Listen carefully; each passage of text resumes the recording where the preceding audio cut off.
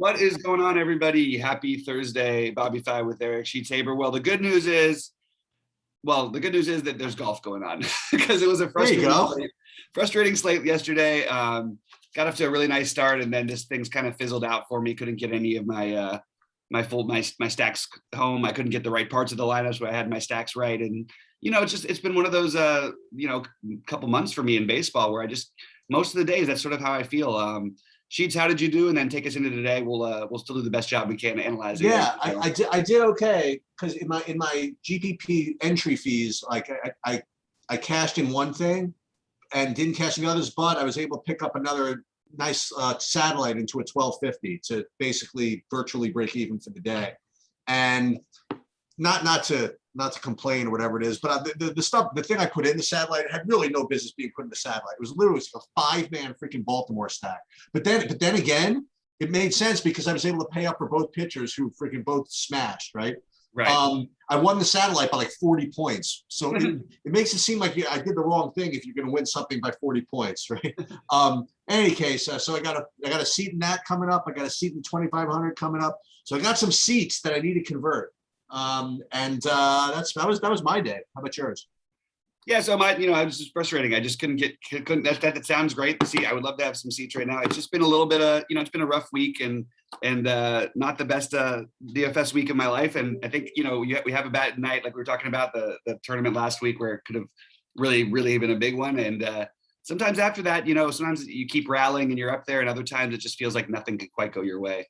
And I've had some decent runs lately, but nothing that's worth really talking about. So I'm ready to turn it around tonight. Let's get into it. We've got, what do we have? 8 games on the slate? I believe we have 8. Do you want to pull up your screen and we can go game by game? Yeah, just one sec. Just this one thing, and then I'll do that. I will say from an overall perspective on this slate, I don't think I'm going to be getting – initially, my plan is not to get way off the board with pitching. It's pretty much just to pay up for the 2 guys and let it be. Well, it's interesting. I wonder which the 2 guys are. I actually have it's funny, I have 2 sets of pairs, and one pair I like a little more than the other. But we're gonna get into that really, really quickly. Let me find my Zoom thing where I can share my screen. Here it is. Share. There it is. Okay, let's get moving. Right. First game, St. Louis, Pittsburgh. You like anything? So if you're going to not do what I just said I was going to do, and again, I'm not 100% sure I'm going to do it. I think Miles Mikolas is definitely in play. Ooh. We just saw him put up 18 in the same matchup. This is a guy who can work quickly through innings. He doesn't walk anybody. His nickname, right? The Lizard King. Is that true? Yeah, he's the Lizard King, which is a great nickname, but it's because he ate a lizard, like for some reason, and it was, I don't remember the whole story, but it was a big thing when he came out a few years ago because people love the Lizard King nickname. Oh, I thought he was a big Doors fan or something like that. Because that could have been the case too, but yeah, I think that when you look at it, like he has. His strikeout stuff is medium. He's coming back. I'm just going to take a double check on how many pitches he threw in the last start while we're going through this. I don't think that they're overly extending him, but it is Pittsburgh, and you can work quickly. If there's a team you can get quick innings through, I don't know who's easier than they are. He threw 84 in his last start after throwing on 59 in his first start, so definitely trending in the right direction. So I think Mikolas is in play for me, but I don't know how much of him I'm actually going to end up getting to by the end of the day. And at the same time, I'm kind of tempted to say that Mitch Keller should be in play. We saw a nice game from him last time out against St. Louis in the same matchup. He put up 23 in 5 innings. I still don't feel like I understand why. Oh, because he got the win too. Yeah, I mean, I think that both these guys are in play, but not exciting. That's where I would just describe it. I think Mitch Keller is not the worst pitcher in the world, and Mikolas, I think, is actually a good real life pitcher. So in a matchup like this, I think that they're both in play. I'm more interested in Mikolas, but I don't really love either any of it, to be honest with you. I do not like any of the pitching in this game, but I do have some interest in the St. Louis side and the Pittsburgh side, actually. Yeah. I have St. Louis rated a little bit higher than Pittsburgh, so I would say I would start with that. I like Goldschmidt, Edmonds. Goldschmidt who hit 2 home runs yesterday, by the way, in the day slate. Goldschmidt, Edmund, DeYoung, and Carlson. And then if you want, play Harrison Bader too. And then the Pittsburgh, you always got to start with, I feel the 2 best players, Reynolds and Brian Hayes.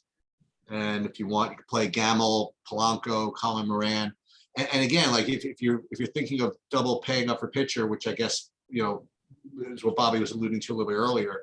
I mean, you should kind of look for semi cheapos to make that happen. And I think that both of these teams provide that possibility. But right now, I do see St. Louis getting some very early, but pretty pronounced ownership, where I don't see that much coming for Pittsburgh. So maybe Pittsburgh would be the better ownership play. But like you said, I mean, Mikolas is he's not bad. He's good, and they've got a good bullpen, enough bullpen, I should say. Yeah, that's my only argument against Pittsburgh. But I don't mind. I mean, if you want, he also didn't. He win a season where everybody kept trying to like play against him because he was around the plate so much. He never walked anybody. But he went like 12 starts or something without giving up a home run and like 6 innings and all the starts. Like he's just not the guy I'm looking to pick on. So I'm not looking to stack Pittsburgh. But I do think Gamble and Polanco especially stand out with their pricing. And always, I've always played Brian Reynolds. I do like St. Louis. I think they're going to be pretty chalky, but you can probably get different by doing something as simple as playing Paul DeYoung or Nolan Arenado in your stacks or something like that. I don't think that's going to be the common way to go. And one thing I like to do sometimes, if I really do like, I want to pick on the fact that Pittsburgh is sort of giving up on the season, even though I think Keller has, had a solid start against them last time. I think you really do want to try and take advantage of these. You can try. The weird thing is nobody ever plays Yadier Molina, which is really rare for a catcher in a high stack team. So those DeYoung, Molina, Arenado are going to be the lowest owned parts of that group. I was my thoughts on stuff like this is before you start saying, okay, I can play St. Louis, but I can get different by doing this, that, and the other thing. And I want to make sure that we need to play St. Louis first before having to do that. And not that you said you have to play St. Louis, but remember, sometimes it's just a matter of just not even playing that team. Yeah. So I do like St. Louis, but they're certainly not anything of a priority for me. I have them rated as like there's this clump of like 4 teams that I have as like second tier. So I can make the argument they're like 6th. Yep. So I don't really need to play them at high ownership. Yeah. I'm just throwing out there that if you did want to, I totally agree with you. I don't. They're not the team that jumps out to me as a must-have, but I do think they're. If I'm playing multiple lineups, which I do, I'm always going to take a team against Pittsburgh in a stack like these days. Which sort of is going to bring us into an interesting conversation in our next game here. Philadelphia, Arizona. I think you could say the same thing about Philadelphia that we just said about St. Louis, like in terms of taking your chances against not only Gallen actually has like talent, and I think Gallen, by the way, is probably in play. I'm not going to play him, but he probably is in play. I mean, the guy just put up 30 whatever in Colorado. And I think Eflin against this offense, if he was cheaper, I might have had interest in. But I think that this Arizona bullpen is so bad. It's a huge stadium downgrade for them. I think there's a path for Philadelphia here. I don't think it's not that I think Gallen's the worst, but he can be, he can get blown up too. And this bullpen is the worst bullpen in baseball. There is not an argument on this one right now. They have been significantly worse than everybody else for a while. The only problem is Gallen hasn't been quite as bad. He does give up a lot of power. He has actually had a little better control at times this year, but that can totally lose control against a patient offense. You have the same run total basically with Philadelphia and St. Louis, and sort of in a similar spot in terms of the teams they're playing being just 2 of the worst and giving up on the seasons. I think there's an argument to be made for a Philly stack here. I don't know that I'm going to do it, but I do have them right there with St. Louis where it's at right now, and they're going to be much lower owned. You mentioned that that Gallen has talent, but he can give up power or whatever it is. We should talk for a second about yesterday. I meant to bring this up earlier. Yeah. When we talk about GPPs and pitchers and who to use and different variants and things like that, and what the nature of certain pitchers are. I want to revisit our discussion about Ohtani yesterday. Like guys like that have both high ceilings. They also, if they get a little bit too owned, you got to remember the guys like that can also give up a lot of power. Right. Are perfect guys to target against. And Right. And yesterday was like a perfect example of that. You get guys like Ohtani, and this is like not a worse example, but guys like Heaney, like these guys that show up as like kind of good plays because they're strikeout upside. They also tend to also give up a lot of power too. So usually ownership kind of drives that stuff. But remember, that there's types of pitchers that are GPP pitchers, and GPP pitchers can both have a lot of upside and a lot of downside. I don't know. I thought yesterday was a pretty good example of that. And then the other hand, you have guys that have just basically no downside, like Walker Buehler, right? Who just popped their 25, 26 points. And we could argue whether that was the right thing to do or not to play him. But remember that all medians are not created equal, and all pitchers are not created equal, even if they project the same. Again, I hated to stray from the discussion, but I felt it was important to kind of review that concept, even though it doesn't exactly apply to this particular pitcher. Yeah, no, I hear you. It was really what happened was sort of what we thought would happen on the slate. The thing is, Robbie Ray put up a performance that no one was going to really touch. But Blake Snell put up 33 fantasy points. Did he really? I didn't even know that. Walker Buehler put up 28 fantasy points. All of these guys who were getting the lower ownerships, you know what I mean? Even Giolito even pitched really well, even though he only put up 20 fantasy points. He actually pitched really well. There's other routes. We don't need to just fall for this guy's the popular guy and people like him because this matchup hasn't projected to get like 2 more points. It doesn't really make sense to go with that. So before we leave the game, I do have some very tertiary interest in Gallen. Like I have, like, again, as far as pitchers on this slate, just give me an overview. I got 2 groups of 2 that my top 4 are just kind of separate from everybody else. Then I have like another group of value guys. Keller, you mentioned him earlier. That's one of them previously. I forgot to mention it. And all the way down, like kind of a 4th tier, I do have Gallen. I don't think I'm going to get there just by the nature of how many guys I'm going to play. But if you do play 150, you're certainly going to get 5-10% Gallen, I think. Yep. I hear you.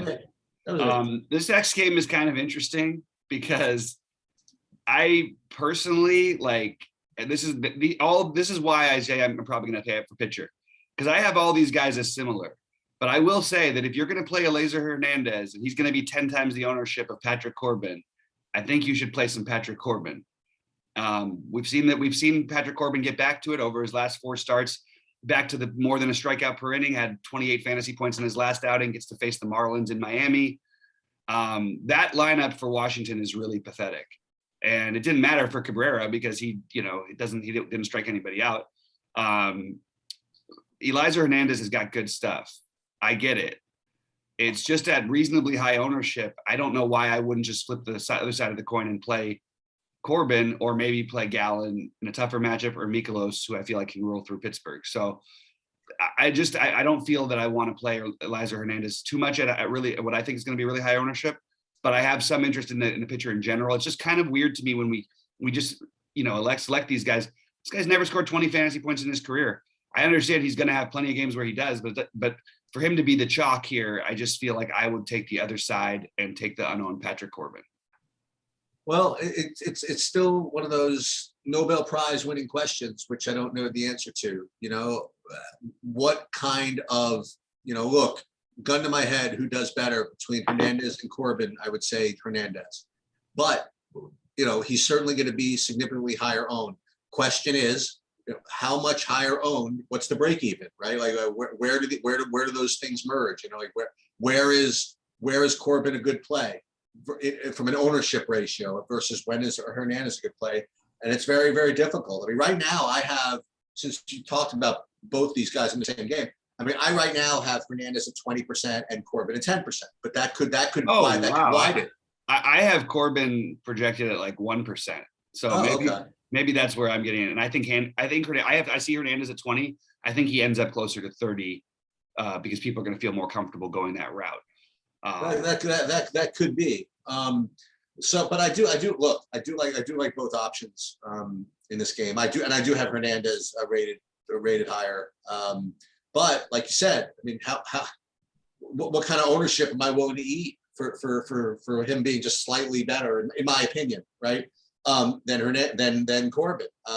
If it's like you said, if one's going to be 30 and one's going to be 5, to me that's a no-brainer. I would go with Corbin all day long. But if it's more like 20-10, I think it's about a draw. Right.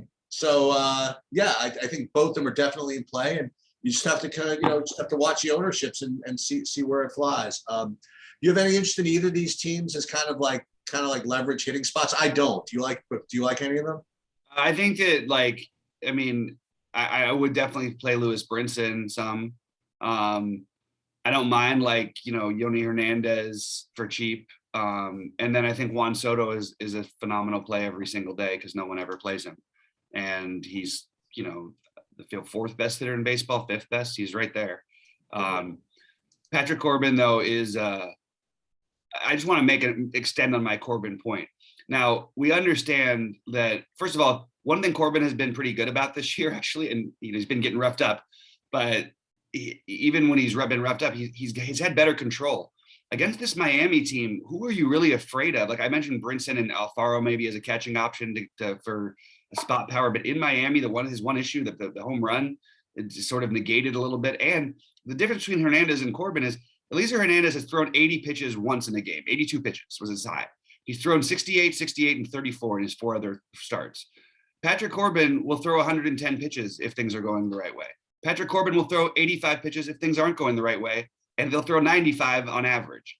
There's just much more of a ceiling here to me from a depth, pitching deep into the game standpoint, not necessarily from a fantasy production, because I could see Hernandez rolling through the offense. I just think it's important to think about things like this. And so often we don't hear guys talking about, other DFS guys about what the guy's real leash is. I want the guy with the leash. So sometimes I tend to err with some of the older pitchers, even if they're a little washed up, because I think that they're going to get that leash. And sometimes it works with guys like Corbin last week against Milwaukee, and sometimes it doesn't work, like last night with Pivetta. You know what I mean? So anyway, we can move on if you want to. Yep. All right. So you want to start us off, because I know you love to pick on Carrasco. Yeah, I like San Francisco here. I have them as kind of like, that's one of those secondary stacks, not secondary, like second group of stacks that I described. I have them alongside of St. Louis as one of those. And I also have some again, very moderate interest in Alex Wood, kind of along the lines of Gallen as far as that tier goes. Again, I'm probably not going to get to him. I will also say, by the way, that it is effing hot here in New York. Yeah. I'll just put that's my weather report. It's red for really hot. San Francisco is showing up as a good play, and Carrasco is, again, I do like picking on Carrasco, so I'm going to get some of that. Yeah, I like San Francisco. I can get behind it. I am not going to be surprised if one of these days we see this ceiling come back for Carrasco. I mean, this guy was one of the better underrated pitchers in baseball for a while, and you know what I mean? We say other guys have tricks and this and that. Would it surprise me if Carrasco goes out there, throws 90 pitches, and it's not the matchup I want to try and focus on. I know it's weird to say about the Giants, but this Giants team is sneaky deep and has a lot of talent, like in their lineup. I think if you're playing them, for me, it stands out, Belt, Yastrzemski, Wade, and Crawford, but also Dickerson would stand out for me. I do like San Francisco. I think that I can definitely get behind some of it. I think the Mets have a pretty solid bullpen as well. But I'm definitely on board with taking some shots in San Francisco. I'm not going to do the Alex Wood chalk thing tonight. I like he's going to be owned. Oh, I would imagine he'll be incredibly owned. Oh, I actually think Carrasco is more the way I would go if I want to take a shot. Like I want to hammer home something in a tournament and get something weird, but I just don't want the matchup. Oh man, you're right. I'm looking at my initial ownerships. I'm showing Wood at like a full 20%. Wow. Oh, I think he might be higher than that by the end. Wow, I mean, I that's guess I crazy. can't say that about everybody, but Yeah. and it's just like I like Alex Wood as a real life pitcher, and it's a good matchup. He's 8,700. The ceiling's leaves a little to be desired. I may change my mind about this by the end of the day, but I would rather find. I mean, I know it's a lot more to find, but I just think I'd rather go for the ceiling of the guys ahead of him. You could argue that Chris Sale doesn't really have the ceiling, and we'll get into that in a minute. But I think I would just rather try to find the extra money and spend down in the outfield like we always do. And by the way, to great effect of all the things I've done right this year, stacking teams on the infield and trying to play the cheap outfielders for power has definitely been the best of the things I've done.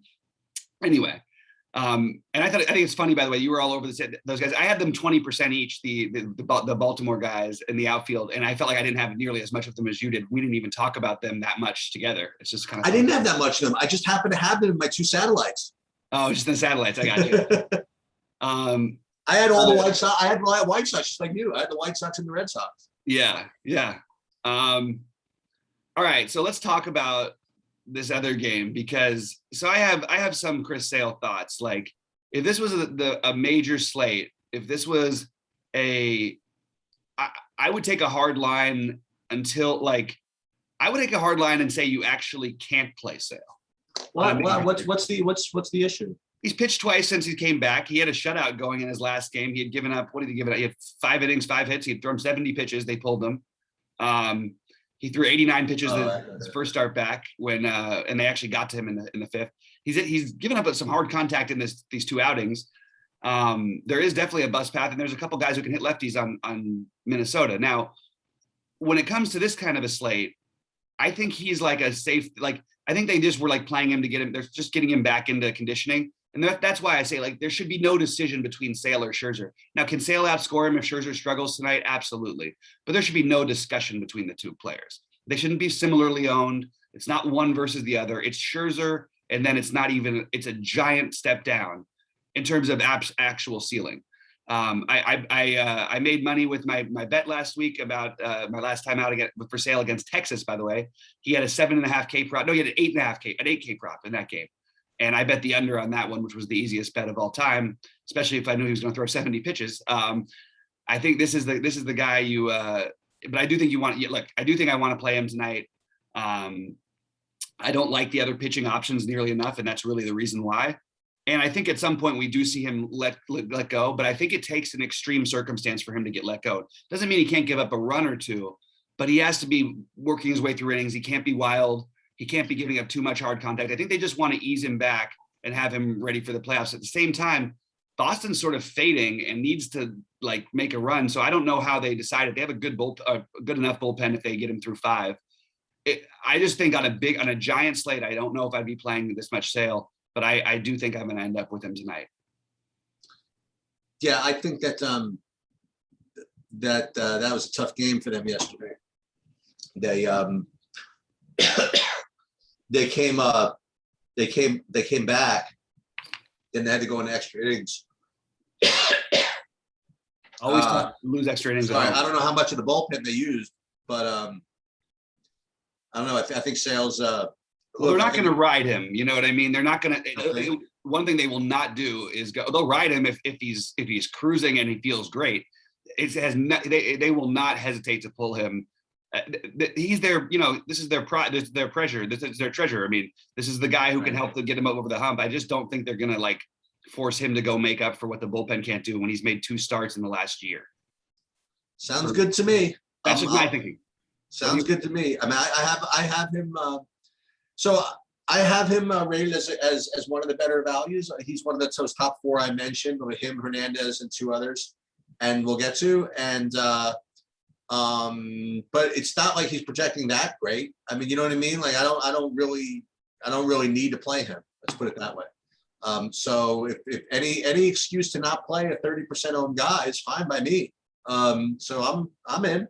I don't have to play him. I can keep him out of my big lineups for sure. I still may play him. I still think I'm going. Well, the other thing I will say, I mean, as long as we're talking about this, is I do have Minnesota as one of the 2nd-tier stats I described, alongside of San Francisco, St. Louis, and actually Boston. Now that we're here, So I have Boston as one of my secondary value stacks. Well, secondary value stacks. I've rated as my second tier. Boston, St. Louis, San Francisco, and Minnesota. Those are those 4 teams. If they either get to Sale or they don't, and they pull them, and we get to the bullpen a little bit. Yeah, I think Minnesota's fine. So I like Sale. Then again, I like Minnesota. I don't like John Gant. And then again, I do like Boston.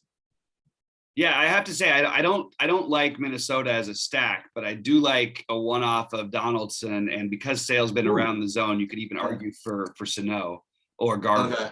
Sano, Garver, Donaldson, that's who you're looking at for me. I don't usually like Sano against lefties, but Rooker. I guess I would take Rooker over those guys, but I think Rooker over Sano. I do think Donaldson at 3.3K is kind of getting to be silly. That's a little insulting. And I've never been afraid, especially on small slates. I mean, I won the big tournament by stacking against Sale when he was at his absolute best. And I think Cleveland put up like 9 runs in the first inning off of him. And I felt like I was a Nostradamus or something.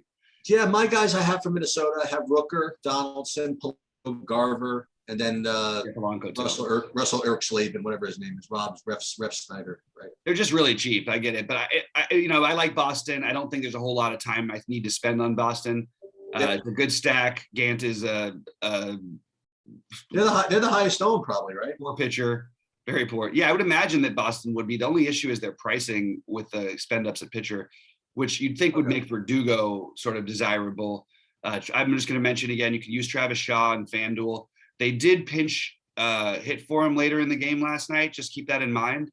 Although when you look at the makeup of this lineup, there are 3 lefties, and unfortunately they're on his side of the thing.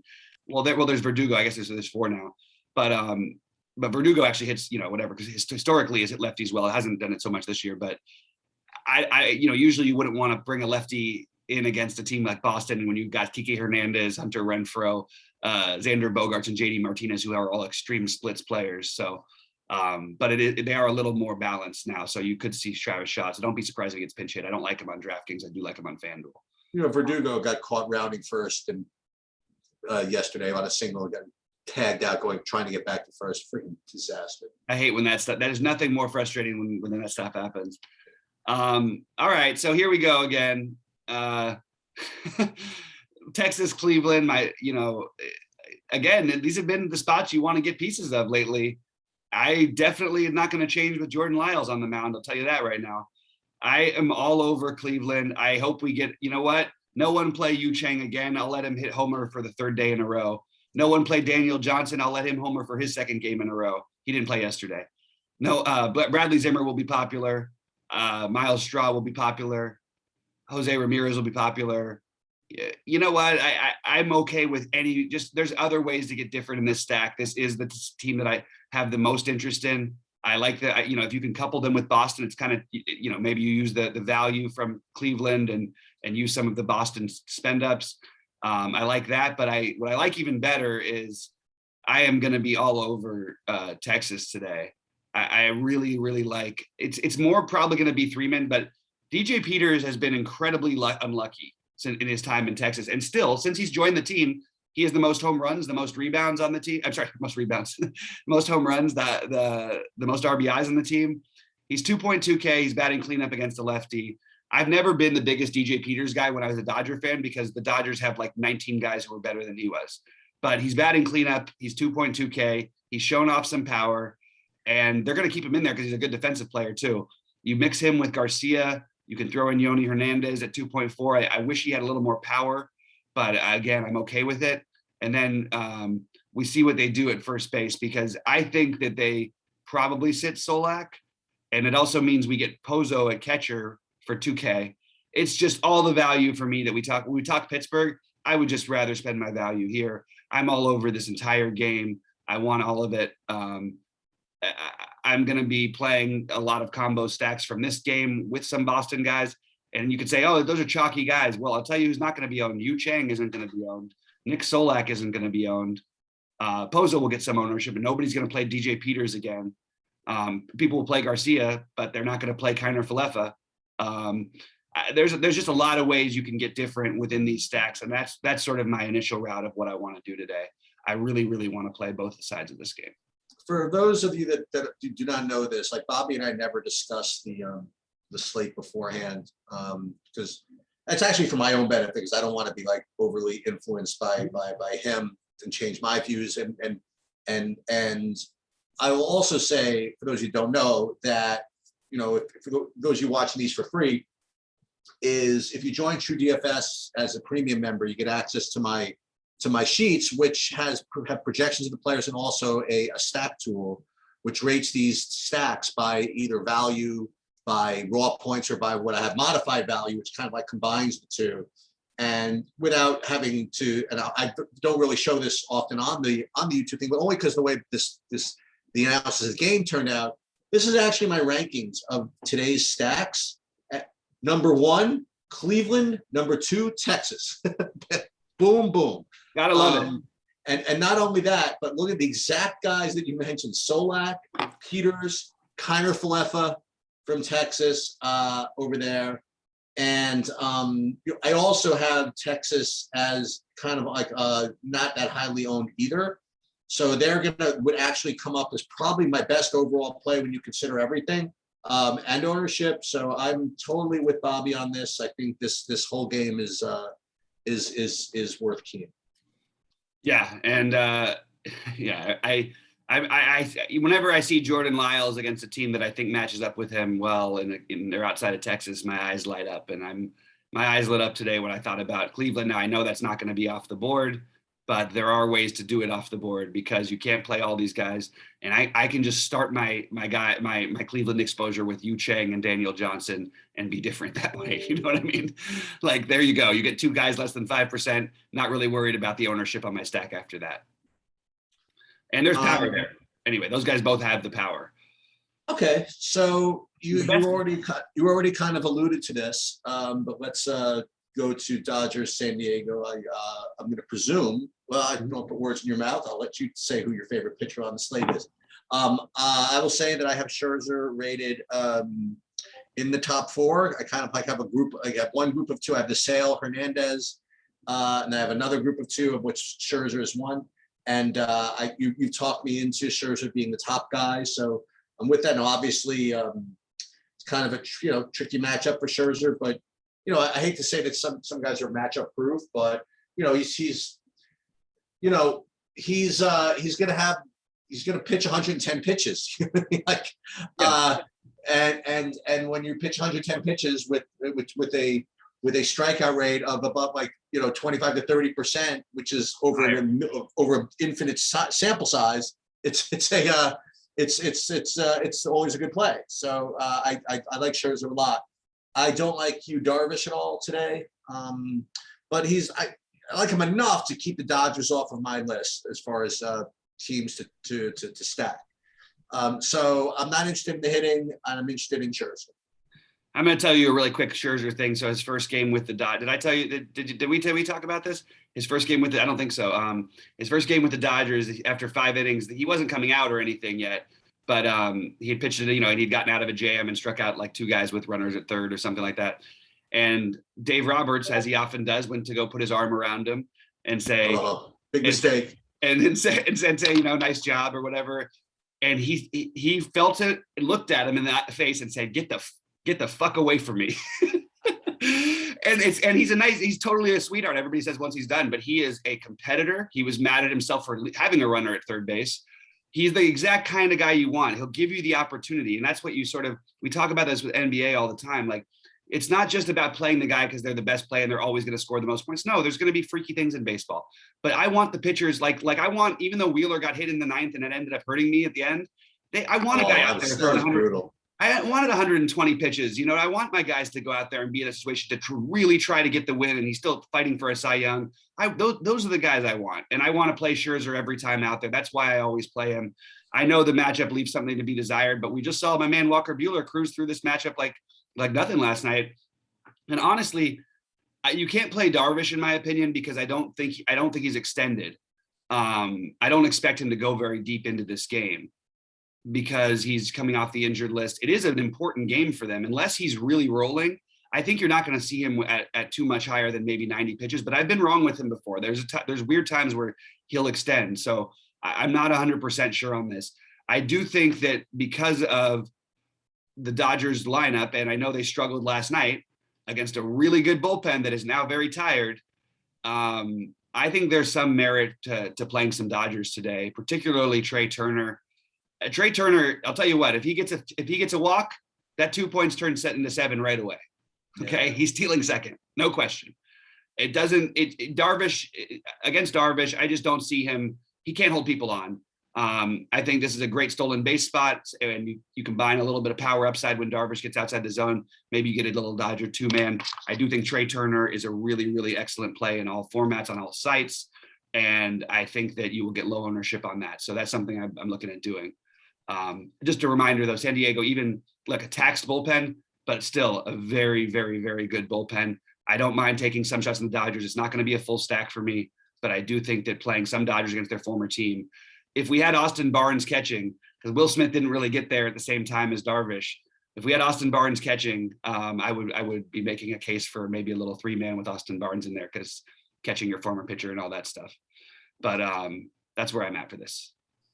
Okay, so in this next game, the second to last game, you're getting now to the bottom of the pitchers and teams I'm using. So I do have the Yankees as kind of like the last stack of that I might use. Have them rated 1 to like 8th or something like that. And don't try this at home, but along the lines of like Zach Gallen and guys like that, I do have a little interest in Caprillion from Oakland. I think he's popular, actually. I don't think that's. Oh, really? Yeah. Oh, okay. Well, I think he's the one who gets owned, not Taya. Oh, well, I didn't really like Tyon all that much. I guess that's why he's not going to get owned. But I did have some mild interest in Caprillion, but if he's going to be owned, I'm not going to get. Oh yeah, look at that! I have him at well, he's a full 10%. I mean, that's decent, I guess. I think it could be higher than that. Yeah, could be. But yeah, I'm not getting any Tyon. I'm getting a little bit of the Yankees, and that's pretty much about it. So I understand that Tyon is not like the kind of DFS pitcher that you necessarily want. It's not that he has a quick leash, but the Yankees have a quick leash with everybody these days. Then, especially, they've been crushing it. Congrats to the Yankees for refinding themselves this season and all that stuff. I mean, it does help when you add all some superstars, but that's not the whole story. They're just playing much better baseball, and a lot of it has been pitching. Tyon is the reigning pitcher of the month, and we just watched this happen on a 4-game slate last week. He was pitching against Minnesota, who had been struggling, and this man at 6,300 that night was like 12% owned. And there was only 2 other pitching options that were even somewhat legitimate in Castillo and Woodruff the same day. And I was with my cousins because we were, stuck in quarantine on the boat and all that stuff. And, we're talking about what is going on here? Like, why I couldn't explain it then. I can't explain it now. He's a better pitcher than he gets credit for. The A's have strikeouts in the lineup. These are the guys who you probably put in. I think I put ahead of the other guys, the Carrascos, the Gallons, the Corbins, the Hernandezes. I think I would take some shots with these guys. And we've seen the Yankees, even when they've hit people lately, they strike out. And Caprillion sort of hit and miss with his strikeouts, but I believe he's actually a really good pitcher. So I'm on board with both these pitchers if I do step away from my 10K plus guys. I would like to find that ceiling guy. And I think that if there was one, it might be Caprillion. It wouldn't surprise me if he had like a 5-inning, 2-run 9K kind of performance, or 6-inning, 2-run 9K performance.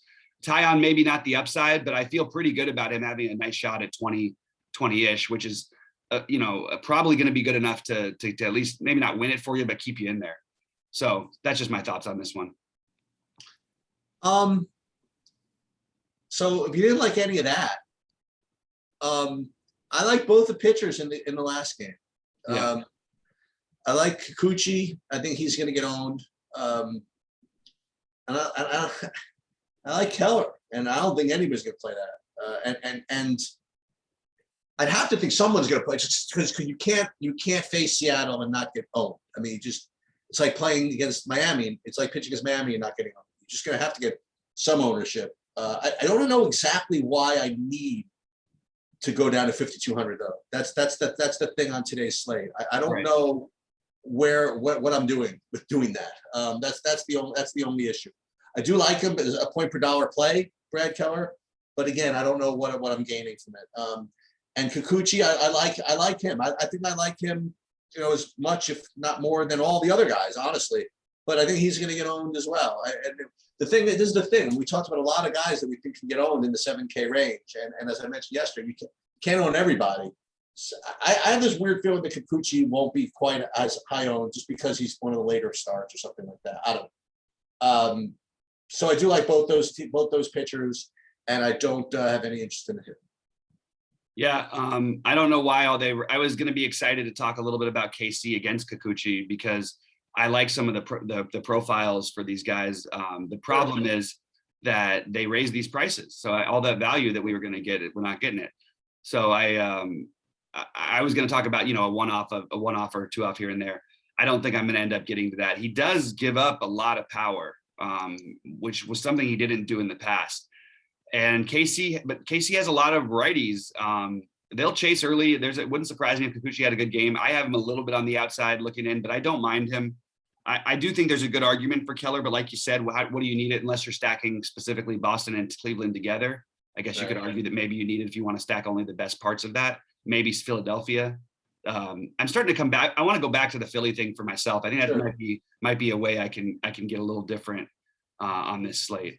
But I have some. So I think if Brad Keller's name was Joe Schmo and people just saw his game log and they just didn't have this bias against Brad Keller, they would go, oh, obviously we're playing Brad Keller at 5,200. I mean, when they played the Cabrera kid yesterday on a full slate and everybody could say all the strikeout rate and this and that. Well, Brad Keller, I'll just take it. He's a guy and half of his games has put up over 20 fantasy points and has, one of the 3 or 4 best matchups in baseball. But as it stands, I actually think Seattle, I mean, they're not going to be unowned, but they're going to be low owned. I think they're an awesome stack too. So I'm sort of stuck somewhere between all of that. I think Seattle is probably my number 4 stack.